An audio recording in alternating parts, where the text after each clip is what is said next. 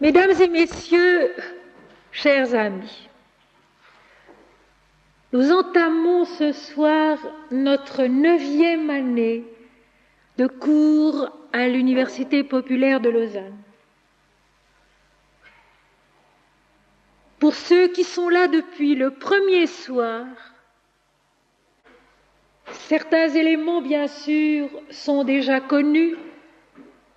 Pour les autres, tout paraîtra assez nouveau tout d'abord, et je voudrais leur souhaiter une très chaleureuse bienvenue parmi nous. Il y a adjoint à ce cours une bibliothèque où ceux qui désirent se procurer des livres valables à lire entre les cours peuvent les demander. Il s'agit en majeure partie de la collection Albin Michel de Paris, Spiritualité vivante, les œuvres des grands maîtres modernes de l'Inde, Sri Ramakrishna, le Maharshi, Sri Aurobindo, Swami Ramdas, Swami Vivekananda, Mananda Mai, principalement. Le cours de ce semestre est intitulé, comme chaque année, Foi chrétienne et spiritualité hindoue. Je voudrais préciser tout de suite ceci. Il ne s'agit pas d'une étude comparative et intellectuelle de la foi chrétienne et de la spiritualité hindoue. Il s'agit en réalité d'une fusion essentielle des deux, du chemin suivi par l'une et par l'autre religion, chemin qui se recouvre en majeure partie et qui se rejoignent très souvent. La première partie du cours est donc consacrée au maître de l'Inde désormais bien connu, Sri Aurobindo, pratique du yoga intégral dans la vie quotidienne, les problèmes qui se posent et leurs réponses. Avant de passer à ce premier exposé, j'aimerais vous lire quelques brefs poèmes du grand poète Rabindranath Tagore, poète hindou, sage hindou de notre époque, poèmes tirés de l'offrande lyrique traduite par André Gide.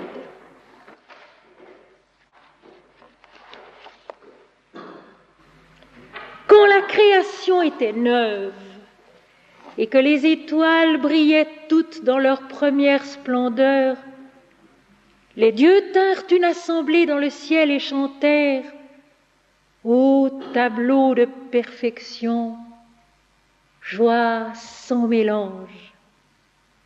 Mais l'un des dieux cria soudain « Il semble qu'il y ait quelque part un vide dans cette chaîne de clarté et qu'une des étoiles se soit perdue. » La corde d'or de leur harpe rompit. Leur chant s'arrêta, et dans l'épouvante ils pleurèrent, certes, elle était la plus belle, cette étoile perdue, et la gloire de tous les cieux. Depuis ce jour, on la cherche sans cesse, et la lamentation de l'un à l'autre se transmet. Avec elle, le monde aura perdu sa seule joie. Cependant, dans le profond silence de la nuit, les étoiles sourient et murmurent entre elles. Vaine est cette recherche, une perfection ininterrompue et partout. Je crois qu'on ne saurait mieux exprimer ce que nous éprouvons tous à l'occasion et même souvent. Quand on considère le monde, quand on regarde la vie de l'humanité, on peut se dire aisément, mais quelque chose a été perdu. Et on se met à chercher. Cependant, dans le profond silence de la nuit, les étoiles sourient et murmurent entre elles. Vaine est cette recherche, une perfection ininterrompue est partout. Et c'est à cette perfection en nous et dans l'univers que nous allons essayer de nous attacher pendant les heures de notre cours. Et voici une première réponse sur le chemin de cette recherche. Quitte ton chapelet, laisse ton chant et tes psalmodies. Qui crois-tu honorer dans ce sombre coin solitaire d'un temple dont toutes les portes sont fermées? Ouvre les yeux et vois que ton Dieu n'est pas devant toi. Il est là où le laboureur laboure le sol dur, et au bord du sentier où peine le casseur de pierre. Il est avec eux dans le soleil et dans l'averse. Son vêtement est couvert de poussière. Dépouille ton manteau pieux. Pareil à lui, le Seigneur, descends aussi dans la poussière. Délivrance. Où prétends-tu trouver la délivrance? Notre Maître ne s'est-il pas joyeusement chargé lui-même des liens de la création? Il s'est attaché avec nous pour toujours. Sors de tes méditations et laisse de côté tes fleurs et ton encens. Tes vêtements se déchirent et se souillent, qu'importe. Va le joindre et tiens-toi près de lui dans le labeur et la sueur de ton front. Et la réponse est tellement bonne, et la réponse est tellement juste, que je vais vous la lire encore une fois.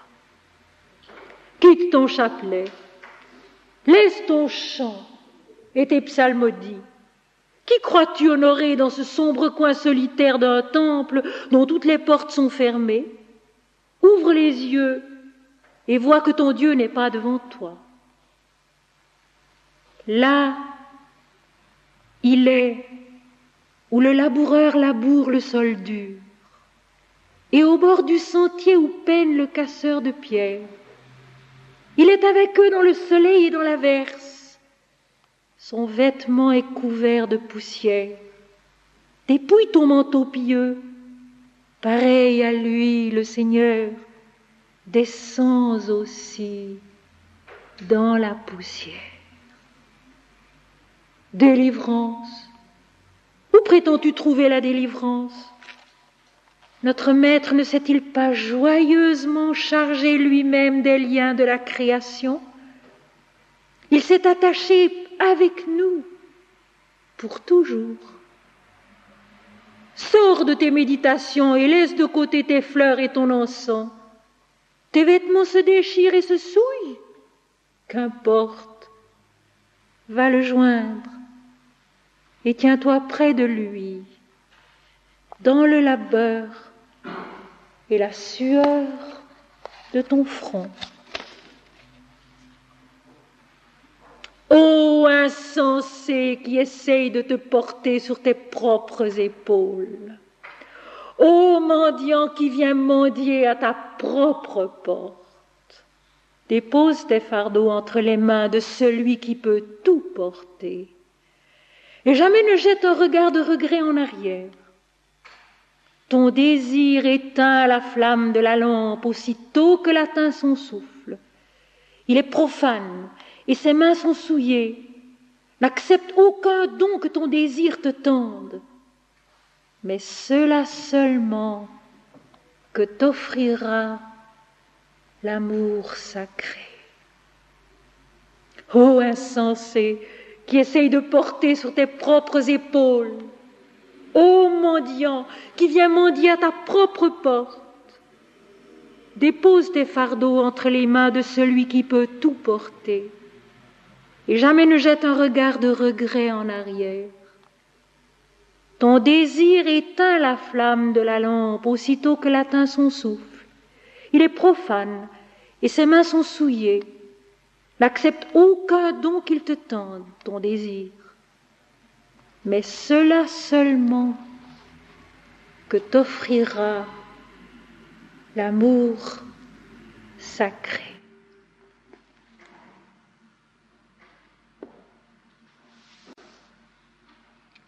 Dans ces 3 poèmes,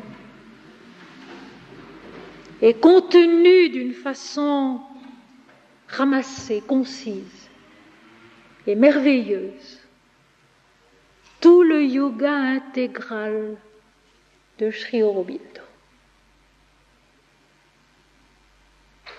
On en parle beaucoup, on en fait quelque chose de majestueux, de souvent compliqué. Le yoga intégral de Sri Aurobindo a pour base, pour substance, pour plénitude, pour effort et pour pouvoir, cette parole qu'il a notée lui-même en 1910, lorsque sorti de prison, il est arrivé à Pondichéry pour y passer les dernières années de sa vie. Dieu est là, et Dieu est le seul qu'il vaille la peine de suivre. Voilà un mot que personnellement je n'ai jamais entendu citer quand on parle de Sri Aurobindo, et qui est certainement la clé de base de son enseignement.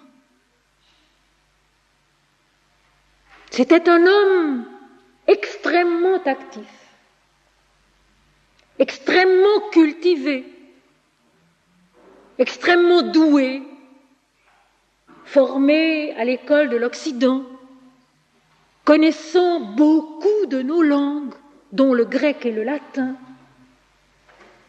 professeur aimé, respecté de ses élèves, politicien, révolutionnaire, l'un des premiers jeunes gens qui, au début du siècle, dans le Bengale, ont soulevé l'opinion de l'Inde contre l'occupation anglaise. Et il note dans ses nombreux cahiers autobiographiques, en 1907 déjà, il m'avait été dit d'abandonner toutes mes activités et de me retirer au-dedans de moi-même pour y établir une plus grande intimité avec Dieu. Et très honnêtement, Sri Aurobindo ajoute ceci. Mais à ce moment-là, j'ai été trop faible et je n'ai pas eu la force d'obéir à l'ordre reçu. Il était déjà un yogin, ayant réalisé le silence éternel au-dedans de soi. Et il note donc, à ce moment-là, j'étais encore trop faible et je n'ai pas eu la force d'obéir à l'injonction de la voix intérieure. C'est alors qu'en 1908, il a été mis en prison, à Calcutta, dans la prison d'Alipur.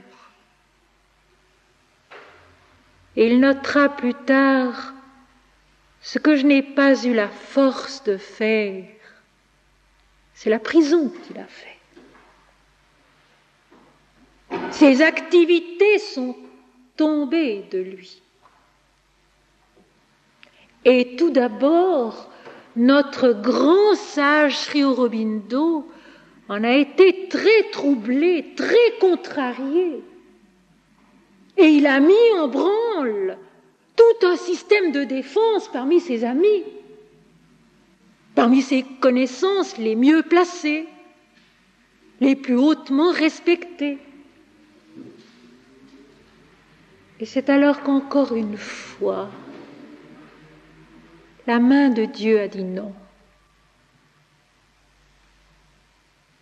Et si je vous raconte cela avec un peu de détail, c'est pour essayer de nous faire entrer dans ce processus essentiel du yoga intégral, non pas seulement de Sri Aurobindo, mais du yoga intégral tout court, et vous allez comprendre tout à l'heure pourquoi. C'est cette obéissance parfaite à ce qui n'est pas le désir ou le vouloir de notre raison, mais à autre chose qui nous dépasse et qui parfois nous impose sans doute possible sa volonté.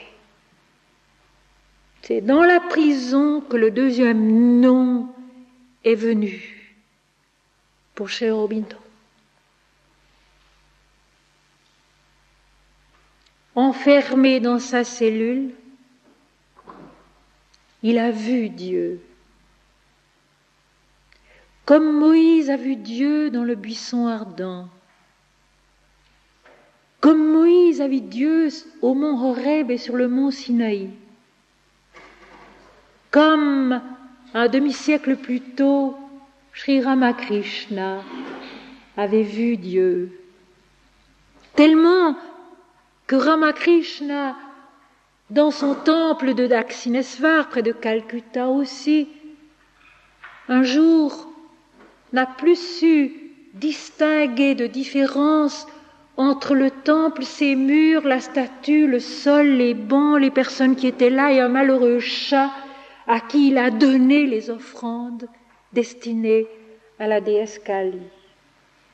Tout était devenu Dieu pour lui. Eh bien, cette même expérience, 50 ans plus tard, dans sa prison, Sri Aurobindo l'a faite lui aussi. Sa cellule, son pauvre lit, le sol, les murs, le geôlier, les prisonniers, l'arbre, la cour où il devait faire sa promenade quotidienne. Plus tard, au tribunal, ses accusateurs, ses juges, ses défenseurs, ses amis, tout était devenu Dieu et Dieu seul pour lui. Vasudeva, un autre nom de Krishna. Vasudeva, un autre nom de Krishna. Et alors, Sri Aurobindo a déposé les armes. Il a laissé le procès se dérouler. Il a été provisoirement acquitté, libéré. Et c'est alors que Sœur Nivedita, disciple de Swami Vivekananda, lui-même disciple de Sri Ramakrishna, qu'il avait déjà aidé pendant son activité révolutionnaire, l'aida à quitter l'Inde pour se rendre en possession française à Pondichéry, en lui conseillant d'y rester afin de ne plus être arrêtée et jetée en prison, car elle aussi avait compris que c'était autre chose qu'une activité révolutionnaire qui attendait Sri Aurobindo.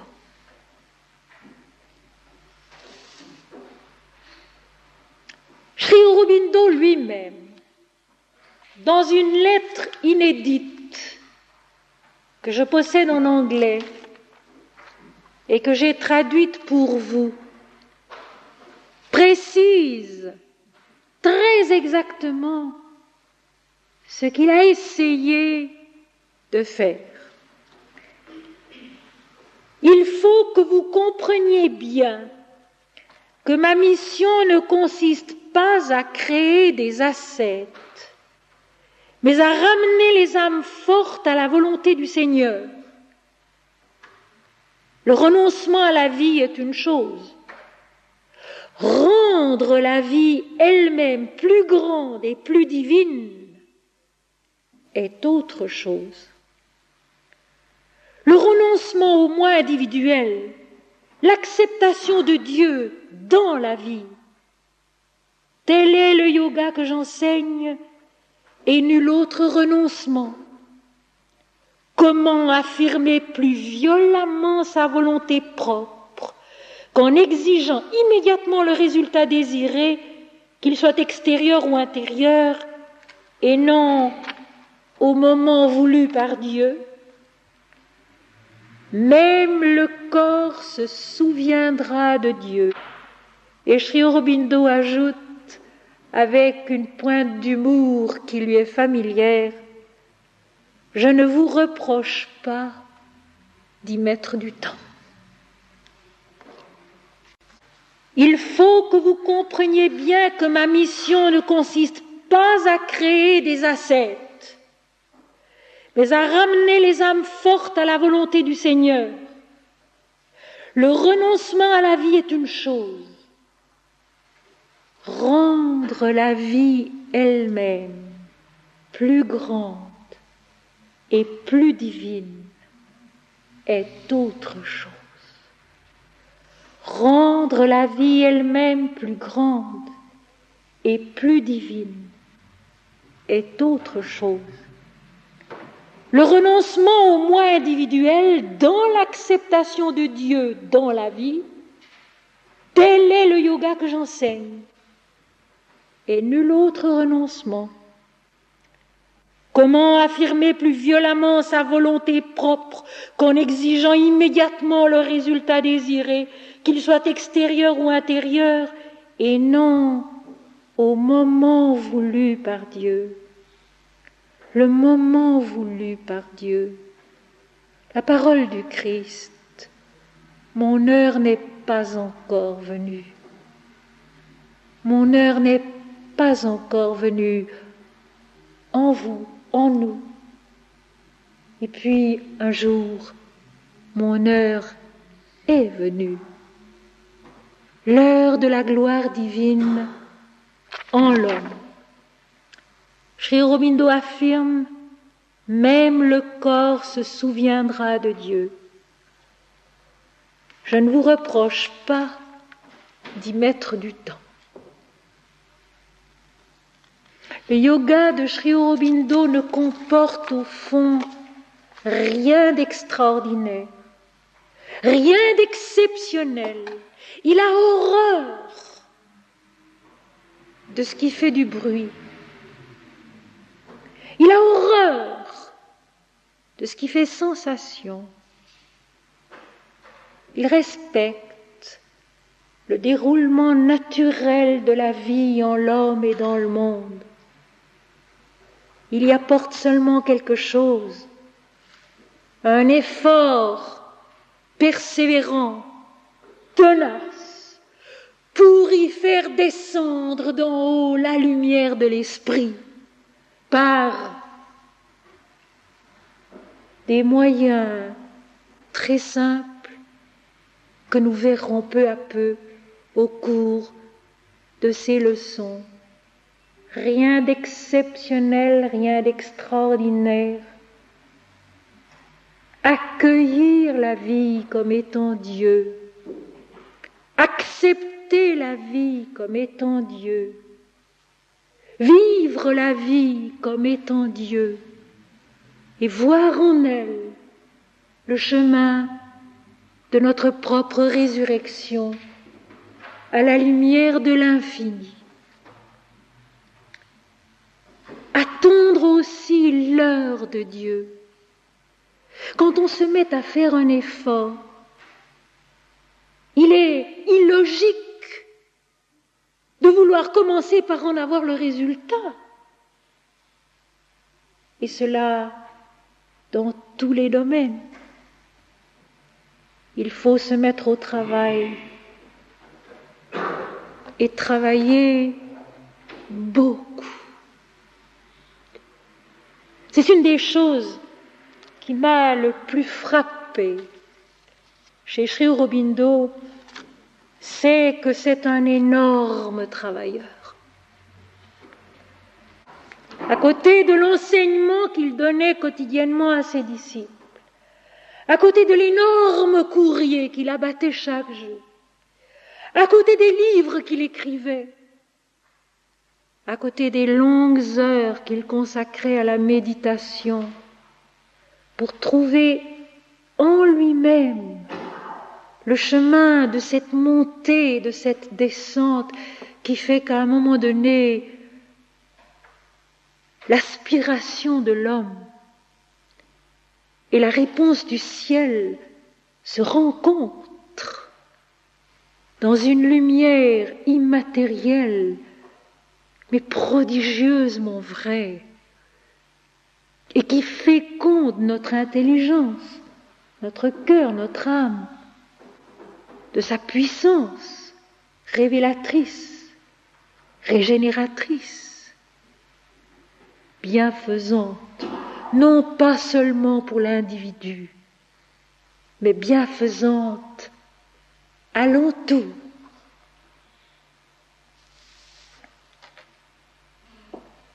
Il n'y a au fond pas d'autre yoga que ce yoga intégral. Tout d'abord, pour les nouveaux venus, yoga, Y-O-G-A, a une racine commune avec le verbe latin jungere, qui signifie joindre, lier, unir ensemble. Et notre terme de religion vient également d'un verbe latin, religare, qui signifie aussi joindre, lier, unir ensemble. Ainsi, le yoga est la religion, mais pas au sens d'un credo qui en exclut d'autres, au sens du chemin dont Jésus dit « Je suis le chemin » en nous et qui unit l'infini au fini, l'éternel au temporel, l'homme à Dieu. Voilà le vrai sens du mot yoga, voilà le vrai sens du mot religion.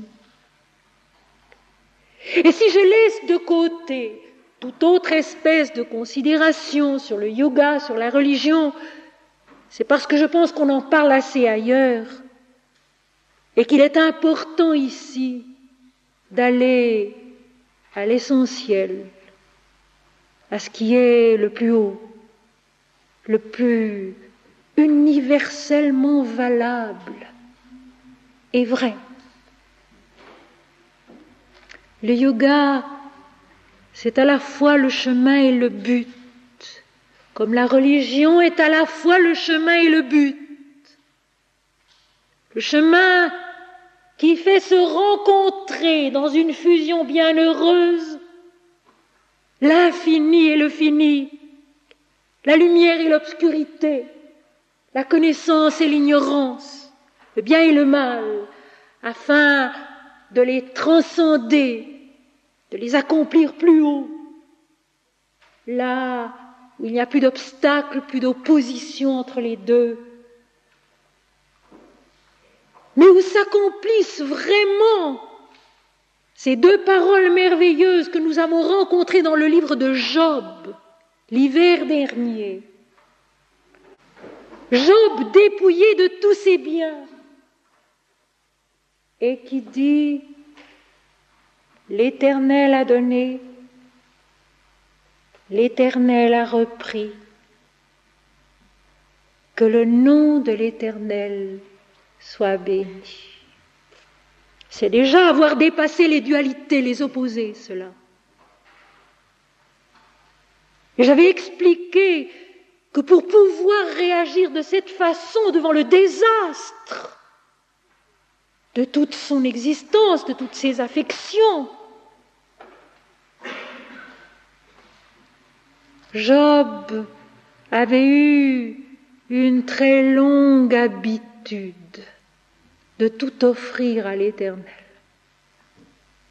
Alors à cause de cela, il avait la force d'accepter l'adversité comme il l'a fait. Et puis un peu plus loin, frappé dans sa chair d'un ulcère malin, malade affreusement, abject aux yeux des autres, il a cette seconde parole admirable. Quoi ? Nous accepterions de Dieu le bien et nous n'accepterions pas aussi le mal. C'est ça, le yoga intégral. Et pour terminer ce souvenir du livre de Job, je veux citer la fin du livre de Job. Après les longs discours du mental de ses trois amis, du jeune Élihu, pendant lesquels l'Éternel se tait, enfin l'Éternel parle, et ignorant tous les bavardages des amis, il s'adresse à Job. Il lui parle. Et Job a alors cette réponse admirable qui est la clé du livre. Jusqu'ici, mon oreille avait entendu parler de toi, et maintenant, mon œil t'a vu.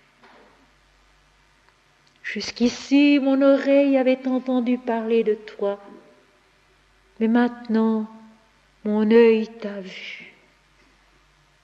Et il avait fallu passer par tout ce dépouillement, par toutes ces souffrances, par toutes ces erreurs, car les grands discours des amis de Job, l'Éternel dit d'eux qu'ils n'ont pas parlé avec vérité de l'Éternel. Ils se sont complètement égarés. Il a fallu passer par tout cela pour arriver à la certitude de cette réalité. Mais maintenant, mon œil t'a vu. Ce que Sri Aurobindo a vécu dans la prison, il en a cherché ensuite, pendant tout le reste de sa vie, plus de 30 années, l'authenticité retrouvable au fond de lui-même. Ce qui avait été un don, une grâce, il a voulu le revivre et le retrouver et le redécouvrir comme un cheminement intérieur qui permet à l'homme de parvenir à ce moment de pureté parfaite dont Jésus dit « Heureux ceux qui ont le cœur pur, car ils verront Dieu ». Tout est là. Et il n'y a pas d'autre chemin. Mais ce chemin de la pureté, il est fait d'un certain nombre de choses que nous allons découvrir peu à peu en lisant et en étudiant un chapitre de la Bhagavad Gita, le 4e chapitre, où justement cette intégralité du yoga va nous être décrite et expliquée d'une façon très précise et très détaillée. La Bhagavad Gita est un livre que certainement la plupart d'entre vous connaissez, tiré du grand poème hindou, le Mahabharata. C'est ce qu'on a traduit par le chant Gita du bienheureux Seigneur Krishna. Il s'agit d'une gigantesque bataille entre deux coalitions, les Kauravas, dirigés par le roi Duryodhana, et les Pandavas, dirigés par Arjuna, qui a sur son char le dieu Krishna lui-même.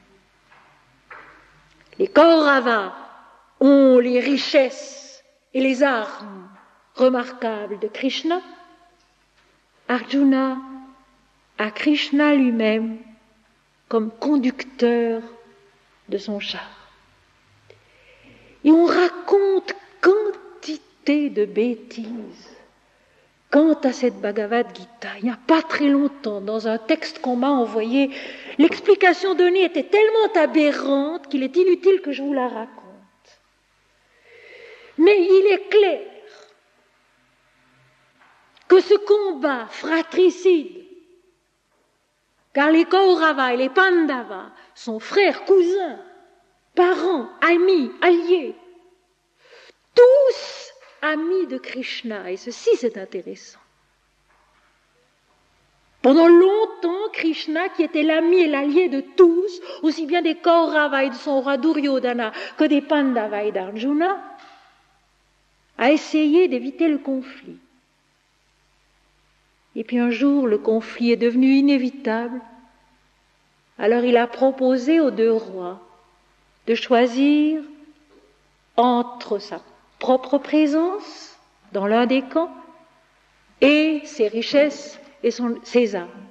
Duryodhana a choisi les richesses et les armes, Arjuna a choisi la présence de Krishna.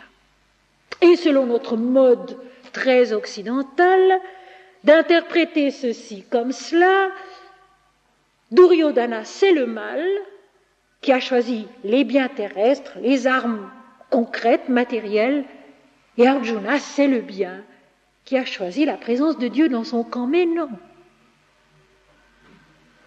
Duryodhana et ses Kauravas, Arjuna et ses Pandavas sont tous en nous. Et la bataille de la Bhagavad Gita, cette bataille fraternelle, fratricide, entre parents, alliés, amis,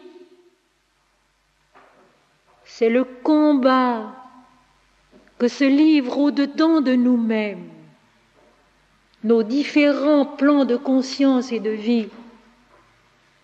Duryodhana est le roi qui règne sur les plans inférieurs, le physique, le vital, le mental vital, l'affectif, qui sont totalement soumis à la dualité. Il choisit donc les armes qui correspondent à ces plans-là de l'existence et de la conscience, qui ne sont pas un mal, mais qui sont d'autres éléments de la vie et de nous-mêmes. Et Arjuna, qui lui représente l'archer au tir sûr, dont la seule cible qu'il ne manque pas est le moi individuel. Arjuna, qui est le roi des trois plans supérieurs de la conscience et de la vie, ces plans qui sont déjà davantage ouverts à l'esprit, à la lumière, demandent bien sûr l'assistance du divin lui-même. Pourquoi ? Parce que ces plans-là sont faits pour cela en nous. Rappelons-nous tout à l'heure dans la lettre de Sri Aurobindo, même le corps se souviendra de Dieu. Le corps aussi est né de Dieu et est divin, et appelé à s'en souvenir un jour, à le voir un jour, à le vivre un jour. Non pas parce qu'il sera dans une santé si merveilleuse que jamais plus une maladie ne l'atteindra, ou non.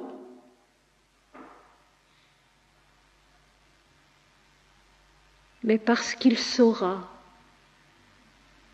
parce qu'il vivra, parce qu'il éprouvera qu'il est lui aussi né de la lumière, fait de la lumière et promis à retourner dans la lumière. Et ça, ce soir, je vous le dis, mais c'est quelque chose qui a déjà été vécu. et pas seulement par Jésus-Christ. Mais de Jésus-Christ, nous le savons. Nous savons que son corps est redevenu la lumière.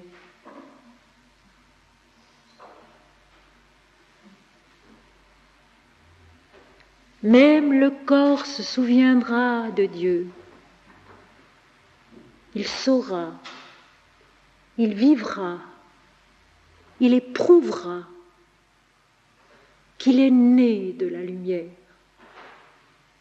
et qu'il est fait pour se connaître dans la lumière à laquelle il retourne. Je crois que je ne peux pas mieux vous dire, je ne peux pas mieux vous faire éprouver que tout est Dieu, parce que si même le corps est Dieu, comment le reste ne le serait-il pas? C'est cela le yoga intégral, mais le yoga intégral vu de tout en haut. Pas de nouveau à notre niveau,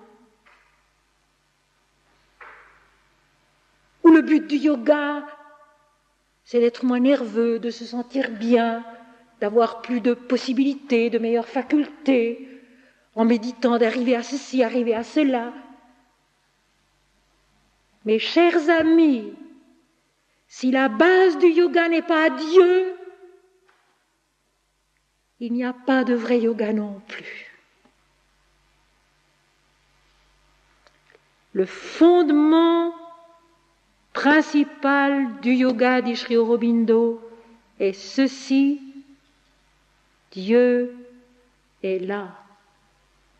Non pas seulement Dieu est, mais Dieu est là. Il est là en nous. Il est là autour de nous. Il est là dans le monde, il est là au-delà. Nous verrons tout cela dans la Bhagavad Gita. Il est le commencement, il est la fin, il est la substance, il est le tout. C'est cela. Le yoga intégral, non pas de Sri Aurobindo, mais le yoga intégral tout court, ou même simplement le yoga, comme dit la Bhagavad Gita. Et ce qui est merveilleux, c'est que la Bhagavad Gita est considérée comme un texte moniste, c'est-à-dire qui ramène tout à l'un, un texte védantique, si vous préférez.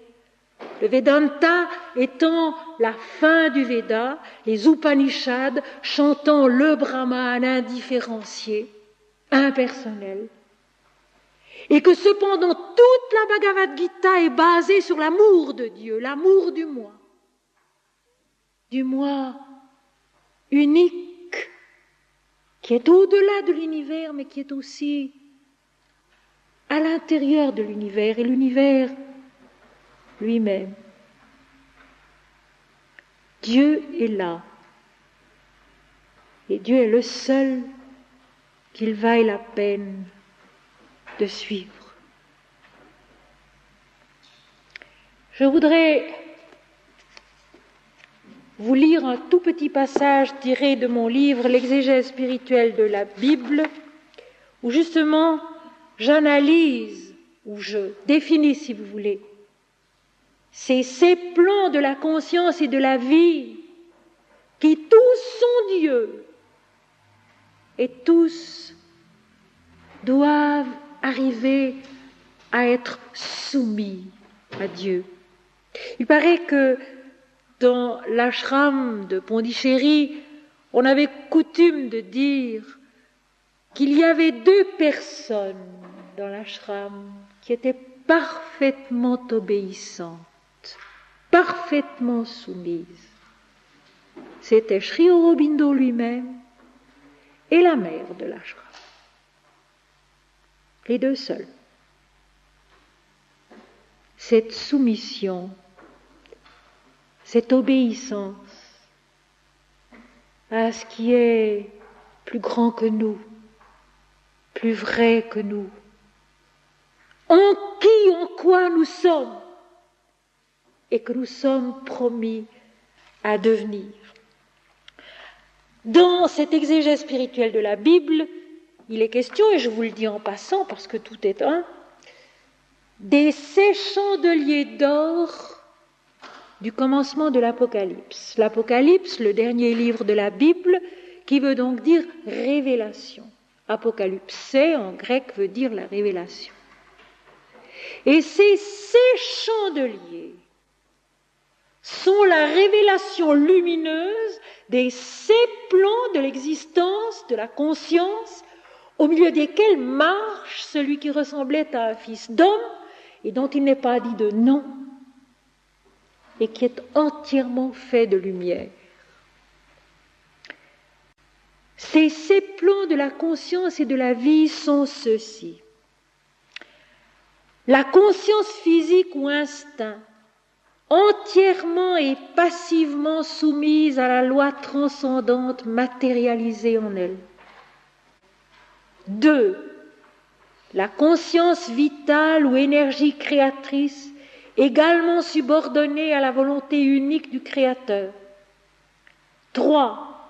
La conscience mentale ou image de Dieu, siège de la différenciation.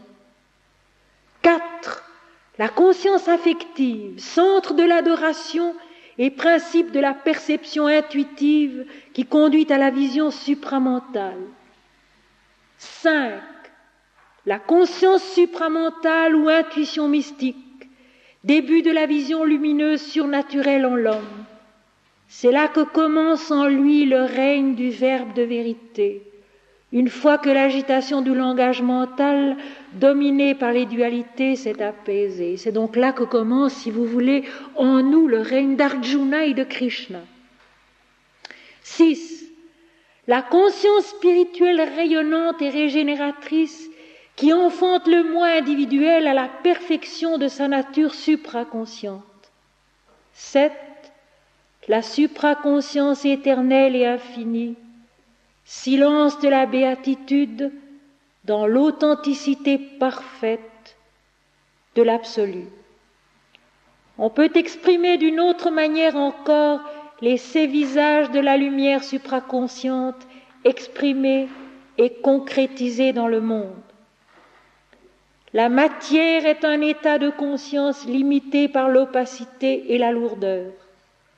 L'épanouissement pesant de l'existence durcit en sa substance. Le principe d'existence est en elle. La plante est un état de conscience limité à la croissance exacte, à l'éclosion naturelle de ce qui prend forme dans l'univers. Le principe de vie est en elle. L'animal est un état de conscience limité par l'instinct juste mais borné de l'existence divine, fragmenté en aspects mentaux distincts les uns des autres. Le principe d'intelligence est en lui. L'homme est un état de conscience limité par la vision mentale de l'existence divine. Le principe de la connaissance et de l'amour est en lui. Le Dieu est un état de conscience limité par la formule dans la vision de la connaissance. Le principe de l'indifférencié est en lui. L'éternel est le suprême aspect, le seuil au-delà duquel il n'est plus non ni forme, où tout est dans le jeu créateur de la perfection. Avant de passer à la Bhagavad Gita, je voudrais tout d'abord donner quelques indications sur la manière dont Sri Aurobindo aidait et aide encore ses disciples. Dans une lettre inédite aussi que je possède de lui, il exprimait le souhait qu'il avait de pouvoir non seulement aider et guider des hommes et des femmes qui se trouvaient proches de lui, autour de lui ou dans l'Inde, mais des âmes fortes au loin qui seraient capables de recevoir son enseignement et d'être dirigées par la force seule de l'esprit. Et par expérience, je puis vous dire à quel point cette aide de Sri Aurobindo est minutieuse et précise sur tous les plans de la conscience, dans tous les domaines de la vie. Il apporte une force créatrice d'intelligence et de vie qui, tout d'abord, ordonne notre existence, lui donne un bon ordre. Savez-vous que cosmos vient du verbe grec kosméo, qui veut dire ordonner, mettre en bon ordre. Le commencement de la création, c'est une mise en ordre. Voilà pourquoi il est toujours question de la loi dans l'Ancien Testament. Eh bien, l'aide, l'influence de Sri Aurobindo est tout d'abord une ordonnance qu'il nous apporte. De quelle manière? Il nous permet de mieux discriminer, de mieux discerner ce qui dans nos vies est important et ce qui l'est moins. Il n'y a jamais dans son instruction, dans son enseignement, de mépris pour quoi que ce soit. Tous les éléments de la vie, toutes les données de chaque jour ont leur importance, mais inégale et plus ou moins valable. Et voici un premier point, mes amis. Le commencement de la vie spirituelle, le commencement de la recherche de la vérité, une vérité que nous ne pouvons absolument pas déterminer d'avance, ça nous le savons, nous le sentons bien. C'est un bon ordre. Peu à peu, nous apprenons à éliminer ce qui est superflu dans nos journées, ce qui est inutile ou même nocif dans nos pensées et nos sentiments. Nous mettons de l'ordre, nous laissons plus exactement un certain ordre se faire en nous. Par la lecture de quelques bons livres, ceux de Sri Aurobindo lui-même, de Ramakrishna, de Vivekananda, la Bible. Il est absolument inutile de lire des bibliothèques entières. Et je dirais même que c'est à déconseiller, parce qu'il y a peu de très bons livres au point de vue spirituel, et ceux-là, on peut les reprendre et les relire à l'infini, parce qu'on ne les a jamais totalement compris. Personnellement, depuis tant d'années que je lis certains livres, les Védas, les Upanishads, la Bible, quelques écrits de Sri Aurobindo, je ne cesse pas de m'émerveiller de ce qu'ils contiennent et de découvrir davantage en eux. Quelques bons livres auxquels on revient comme à une nourriture, pour n'en pas lire beaucoup, mais pour en recueillir un mot, une phrase qui nous frappe et qui va devenir en nous une graine qui doit lever, une graine qui doit germer, arroser par notre persévérance, par notre bonne volonté, tout simplement par notre désir ardent de chercher et de trouver ce qui est vrai. Et pour cela, il y a quelque chose qu'il ne faut surtout pas faire, c'est se disperser. Aller demander de l'aide et conseil à n'importe qui et à tout le monde. La première chose que Sri Aurobindo a acquise quand il a commencé à méditer pour devenir un yogin, c'est le silence. Le silence. Bien, je pense qu'aucun d'entre nous n'arrivera en moins de 3 jours au silence éternel, certainement pas.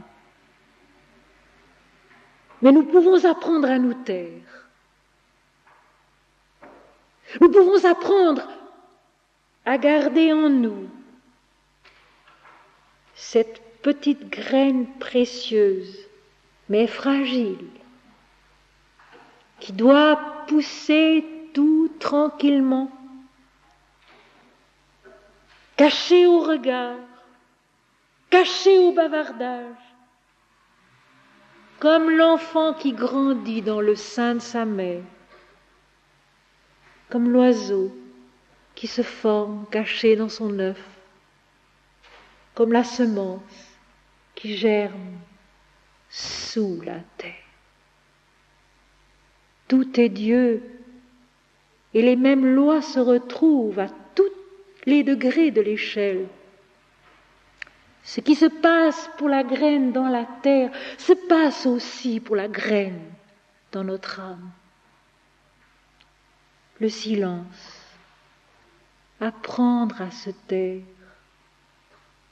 apprendre à se recueillir un instant chaque jour, mais à l'insu des regards indiscrets, à l'insu des commentaires et des bavardages.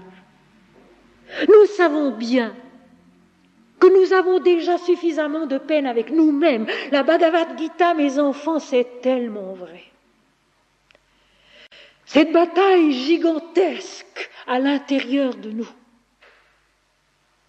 entre tous les éléments de notre intelligence, de notre sensibilité, de nos ambitions, de nos désirs, de nos déceptions, de nos chagrins.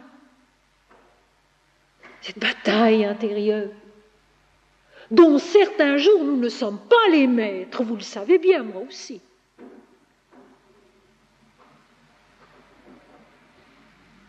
Alors, apprendre à se taire, offrir à plus fort que soi, comme Jésus nous le propose quand il dit « Venez à moi, vous tous qui êtes fatigués et chargés, et je vous soulagerai ».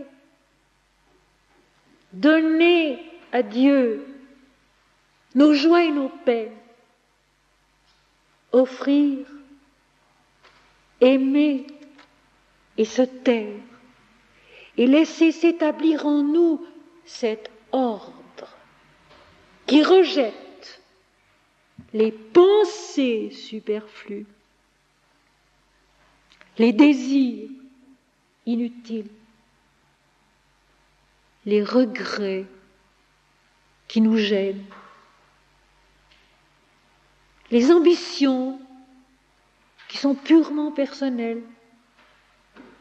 Laisser s'établir l'ordre d'une calme confiance en ce fait que tout est Dieu et que les événements eux-mêmes peuvent être vécus divinement et non pas humainement, pas à pas.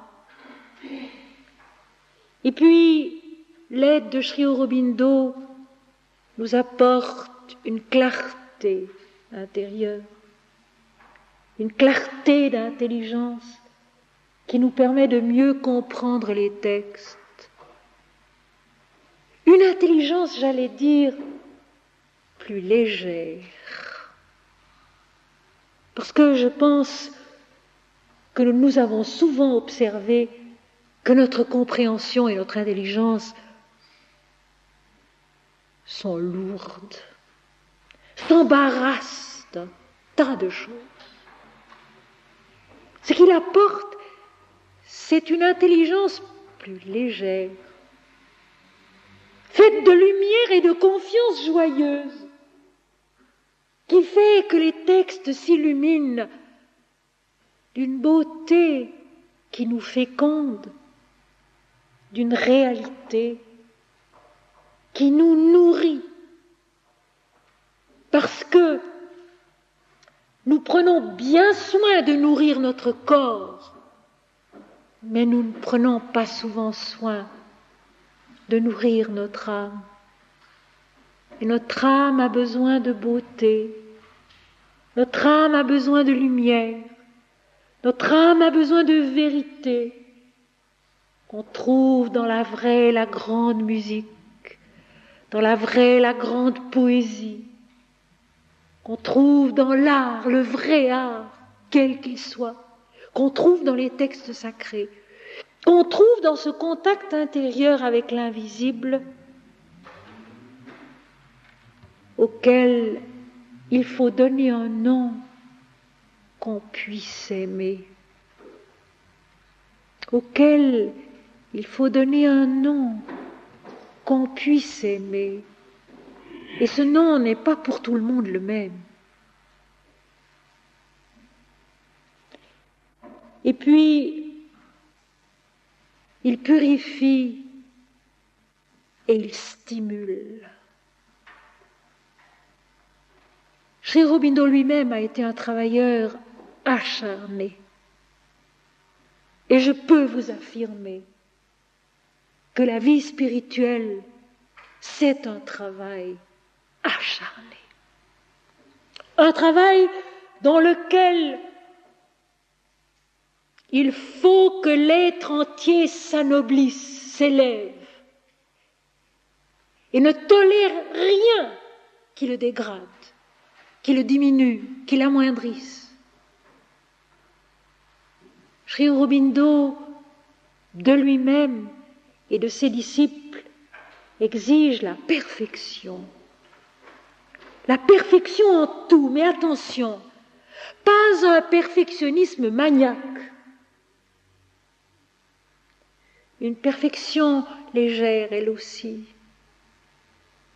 Une perfection faite de beauté, de joie, de confiance et de détachement aussi. Ce qu'on fait, le faire le mieux possible. Et puis le donner, l'oublier, ne pas y rester attaché. C'est une des lois principales du yoga.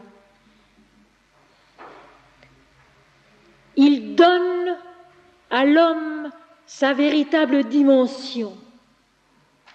Car l'homme est, dit-il, à la fois un individu, déterminé par un nom et une forme ici-bas. Mais l'homme est également un être cosmique, universel. L'Inde a d'ailleurs coutume de dire « l'univers est en nous ». Le macrocosme est dans le microcosme, et c'est vrai. L'univers est en nous, toutes choses sont en nous. Voilà pourquoi l'Inde dit aussi, et c'est tellement vrai, ce ne sont pas tant les événements et les circonstances qui importent que la façon qu'on a de les vivre. Ce ne sont pas tant les événements et les circonstances qui importent, mais la façon de les vivre. Pour cela donc, il faut une obéissance intérieure constante. Obéissance à ce qui nous grandit et non pas à ce qui nous diminue, à ce qui nous anoblit et non pas à ce qui nous rapetisse, à ce qui nous allège, à ce qui nous rend joyeux et vrai et non pas à ce qui nous alourdit. Mais pour cela, il faut une persévérance qui s'installe dans l'infini. C'est assez dire. Une persévérance qui s'installe dans l'infini. La Bhagavad Gita dit, tu as droit à l'œuvre, mais tu n'as pas droit aux fruits de l'œuvre. Travailler sans fin, en sachant que le travail est infini, et que le travail lui-même est la joie, et que le travail lui-même est Dieu, et que la recherche elle-même est la joie, et que la recherche elle-même est Dieu, et que nous sommes ici-bas toujours au commencement de l'infini. Encore tiré de l'exégèse spirituelle de la Bible, à mesure que la vision rayonnante de la vérité envahit la conscience de l'homme, l'importance relative du corps et du mental s'amenuise. L'absolu gagne du terrain.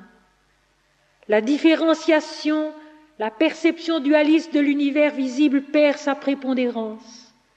L'ego est moins agressif. Sa souveraineté pâlit et s'efface devant le soi unique et resplendissant qui rétablit son règne indiscutable sur l'être.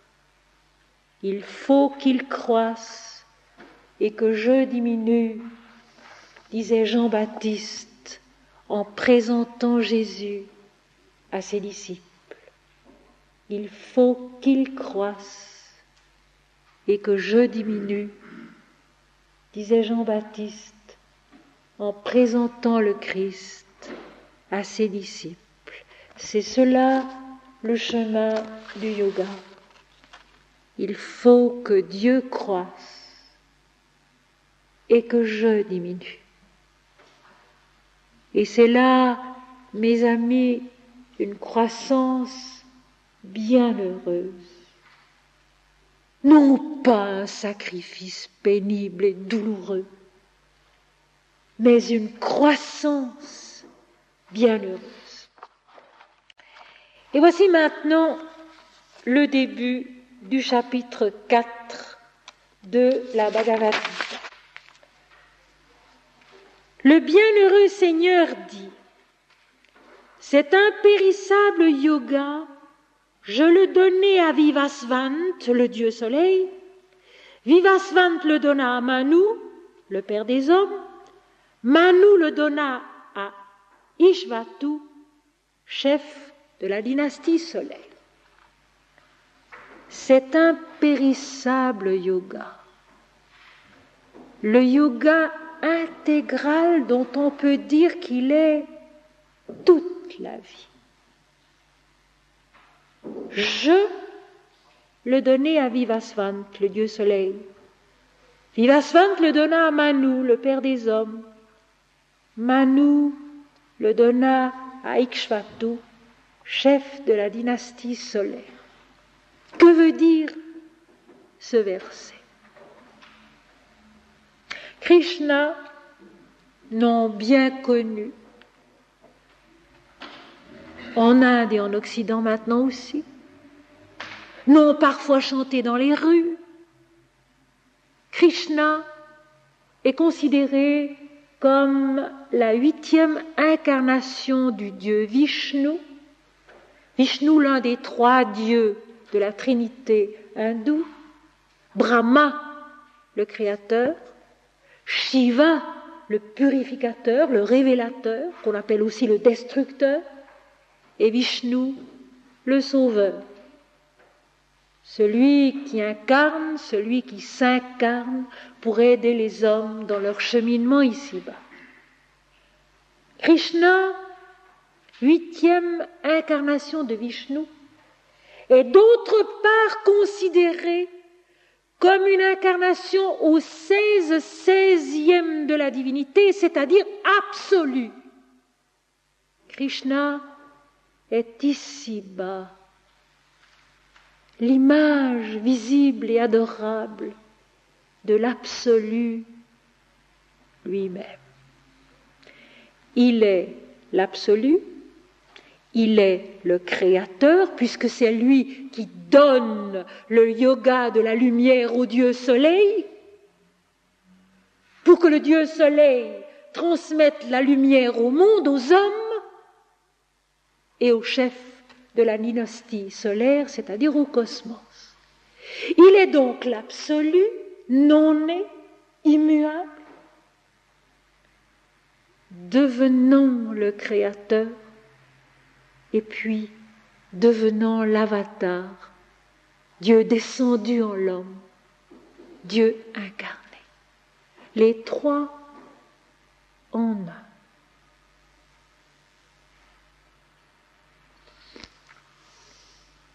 Dans l'Inde, Brahman, B-R-A-H-M-A-N, qui est un nom neutre, est l'absolu, le sacré, l'immuable resplendissant. Cela que les sages mystiques, quand ils voient le vrai,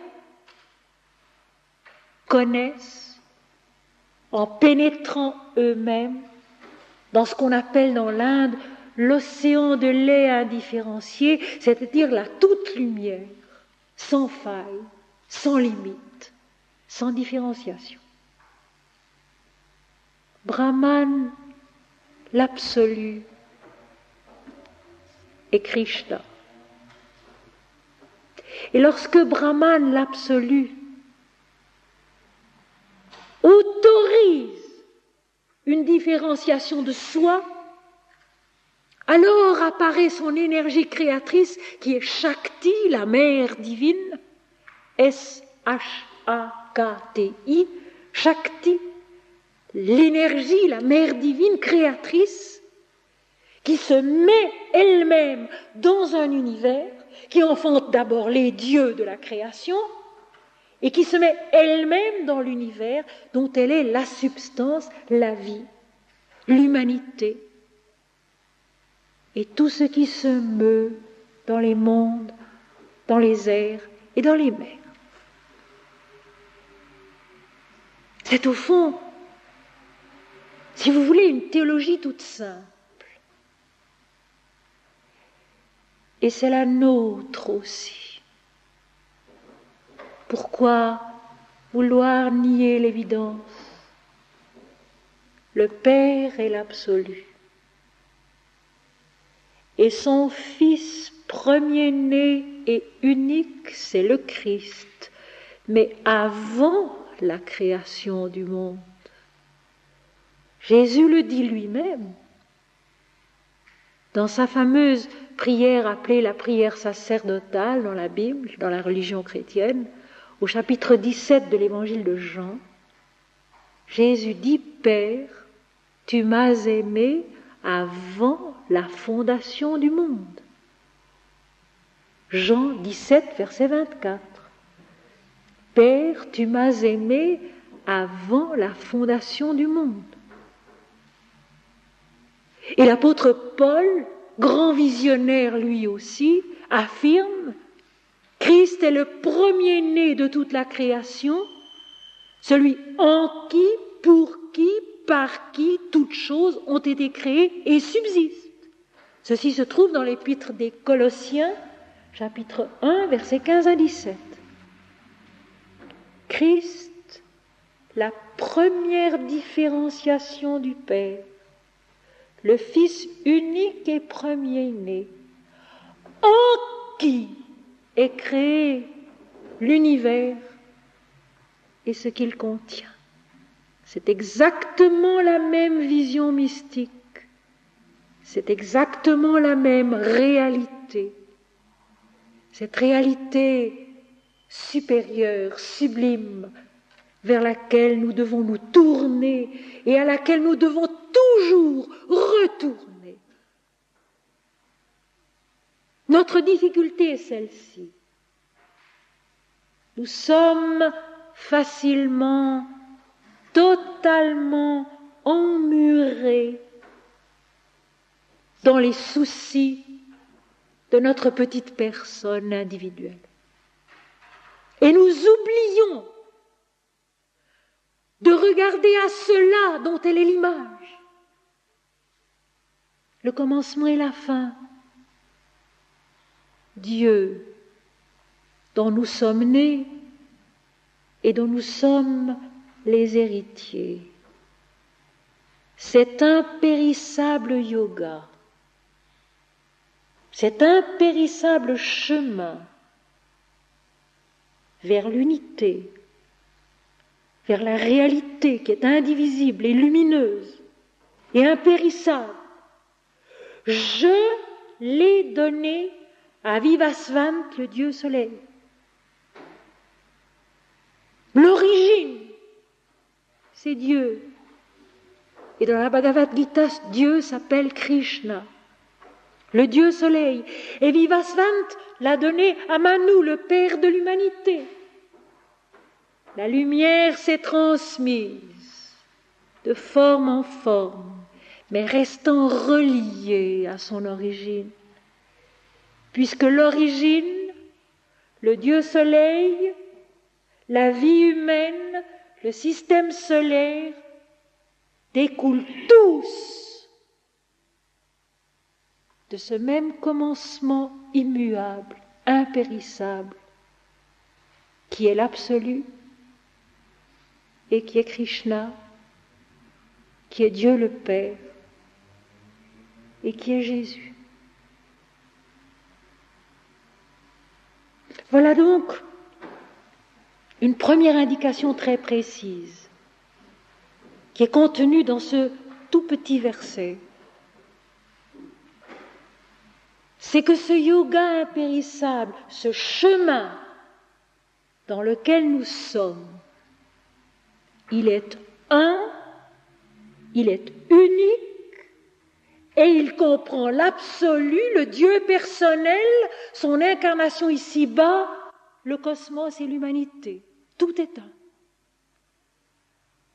Notre effort, donc, pour rechercher la vérité, pour nous mettre en route sur le chemin de la connaissance véritable, c'est de regarder à cette unité, c'est de regarder à cette lumière intérieure, inaltérable, qui est une et qui est tout, l'absolu, le soleil et l'univers, né d'un seul mouvement au sein de l'être, qui a fait de nous son image. Première raison d'espérer, première raison de se mettre en route, se souvenir que nous sommes fils de Dieu, son image. Comment? Nous le découvrons peu à peu. Mais nous sommes son image. Alors il faut nous mettre en route en regardant de ce côté-là et non pas toujours vers le petit côté des choses. Et Jésus, lui aussi, a essayé de le faire comprendre cela. Quand ses disciples lui ont demandé « Seigneur, apprends-nous à prier », il commence sa prière dominicale par ces mots « Notre Père qui es aux cieux ». Que ton nom soit sanctifié, que ton règne vienne, que ta volonté soit faite sur la terre comme au ciel. Ça n'est pas différent de ce verset de la Bhagavad Gita qui commence par affirmer ce yoga impérissable, origine de tout, je le suis, je l'ai transmis au soleil, à la lumière, pour qu'il soit transmis à l'humanité et à toute la vie. Et ceci, ce n'est pas un texte inventé par l'imagination mentale et dualiste. C'est un texte vécu et noté après avoir été vécu, exactement comme les textes de la Bible, exactement comme le dernier livre de la Bible, l'Apocalypse. Ce n'est pas un texte inventé. Il est trop beau pour cela. Il est trop vérifiable pour cela. Il n'est jamais trouvé en défaut. Quiconque se met en marche sur ce chemin-là et essaye d'avancer vers la lumière qui est tout et qui est la vérité, le rencontre un jour ce texte-là. Au fond de lui-même, comme il rencontre notre Père qui est aux cieux. Que ton règne vienne, que ta volonté soit faite sur la terre comme au ciel. Et ainsi fut-il transmis de royal sage en royal sage jusqu'à ce qu'il se perdît dans le grand cours du temps. Voilà encore quelque chose, c'est un texte qui est bien ancien et il est tellement actuel. Donc ce yoga impérissable, ce chemin de la communion, pour employer un très beau mot, qu'on n'emploie plus guère aujourd'hui, ce texte de la communion de la vie, il a été transmis de royal sage en royal sage, ainsi, c'est-à-dire divinement. Comme Krishna, l'absolu, l'a transmis au soleil, qui l'a transmis à Manu, qui l'a transmis aux hommes, qui l'a transmis au système solaire. Et ainsi fut-il transmis de royal sage en royal sage, c'est-à-dire divinement. Non pas par l'intelligence dualiste et le bavardage des hommes, mais intérieurement, dans le silence de la conscience visitée par Dieu.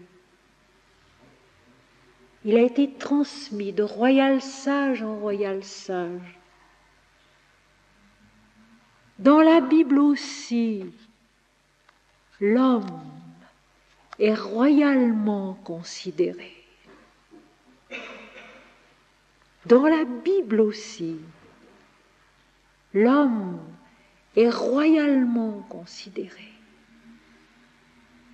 Il est le Fils de l'infini du Père. Il est l'héritier. Il est promis à se connaître dans son origine. Et c'est royalement que la vérité se transmet. Comme dans l'Apocalypse, l'Esprit s'adresse toujours à l'ange des églises, c'est-à-dire au sommet de la conscience, non pas aux plans inférieurs qui sont l'incarnation, qui sont nécessaires, mais qui ne sont pas encore faits pour comprendre le langage de l'Esprit.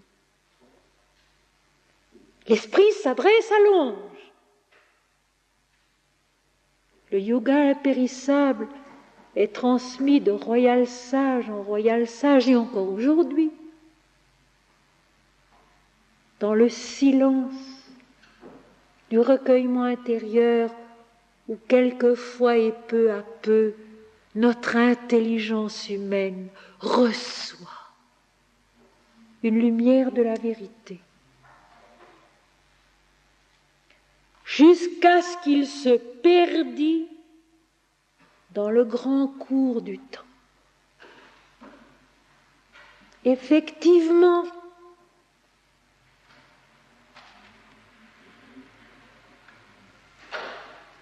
cette vérité si simple, cette réalité essentielle et immuable, nous n'y pensons pas souvent. L'humanité n'y pense pas souvent. Et alors, elle se perd dans le grand cours du temps, qui lui vit de tous ces mouvements divers, contradictoires, multipliés, où se perd en effet la notion de l'unité. Parce que la vie est une, et Dieu est un, et l'esprit est un, et l'humanité est une. Mais dans l'apparence, nous ne le voyons plus. Et alors, cet impérissable yoga, cette vérité de l'unité essentielle et immuable se perd dans le grand cours du temps. L'homme se laisse prendre au jeu de la diversité. L'homme se laisse submerger par les soucis, les ambitions, les circonstances extérieures, les événements qui prennent pour lui trop de place dans son intelligence, dans son cœur, dans sa conscience, dans son âme, qui en oublie de se souvenir d'où elle est née et de qui elle est l'image. Et voici, pour terminer ce soir, la première question et sa première réponse.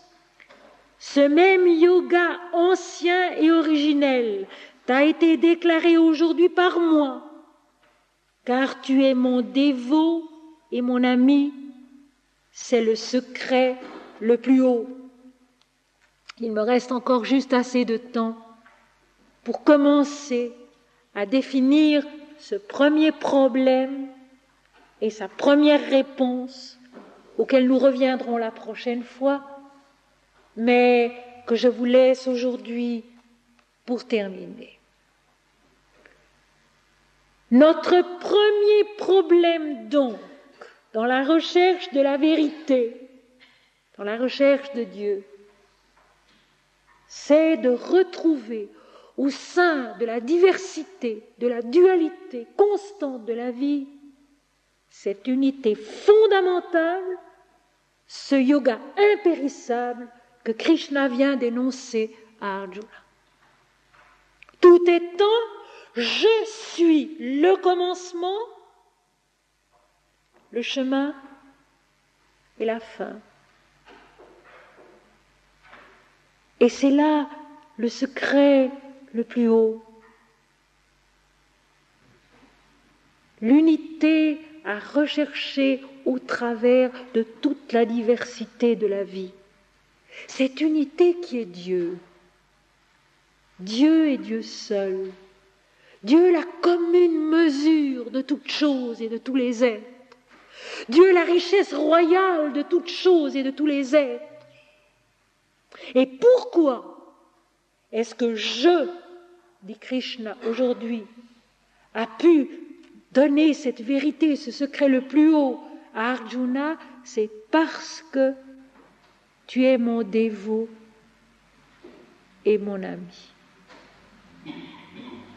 Parce que Arjuna aime Krishna. C'est la première réponse. Si nous savons apprendre à aimer Dieu, que nous ne connaissons pas, qui est l'inconnu en nous et pour nous, qui doit rester l'inconnu en nous et pour nous. Parce que lorsque nous cherchons trop vite à le définir, nous le ramenons à nos limites, à nos dimensions qui ne sont pas les siennes, qui ne sont pas sa nature. Mais en l'aimant pour lui et non pour nous-mêmes, en étant le dévot et l'ami de Dieu. La réponse nous vient de Dieu lui-même quand nous sommes prêts à la recevoir et à la comprendre. Et j'aimerais signaler qu'exactement le même phénomène se trouve dans la Bible. Au premier livre de la Bible, dans la Genèse, au 12e chapitre, l'Éternel dit à Abraham, va-t'en, quitte ta famille, ton pays, tes richesses, et va dans le pays que je te montrerai. Quitte, va-t'en. Et Abraham obéit. Il se met en route vers cet inconnu que seul connaît Dieu en lui-même. Et il devient Abraham, c'est-à-dire l'ami de l'Éternel. Celui qui parle avec l'Éternel et qui ne s'engage dans aucune action sans avoir d'abord demandé l'avis de l'Éternel, sans avoir reçu intérieurement la certitude que ce qu'il va faire est conforme au désir miséricordieux de l'Éternel envers sa création, envers ses créatures. Je vous donne pour la fin du cours de ce soir cette parole de Sri Aurobindo lui-même. En avant, toujours en avant. Au bout du tunnel, il y a la lumière. Au bout du combat, il y a la victoire. Et j'ajoute ceci, au bout de l'effort, il y a la certitude. Au bout de l'amour, il y a Dieu. En avant, toujours en avant. Au bout du tunnel, il y a la lumière. Au bout du combat, il y a la victoire. Au bout de l'effort, il y a la certitude. Au bout de l'amour, il y a Dieu.